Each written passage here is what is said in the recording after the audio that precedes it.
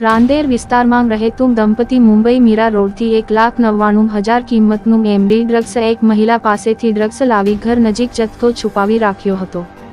જ્યારે જરૂર પડે તેમ જથ્થો લઈને પોતાની રહેણાંકવાળી જગ્યાએ સંતાડી રાખ્યો હતો. અમુક જથ્થો લઈ ફોરવ્હીલ ગાડી મારફતે સુરત શહેરના અલગ અલગ વિસ્તારમાં ફરી અવાવરૂ જગ્યાઓને ટાર્ગેટ બનાવતા હતા.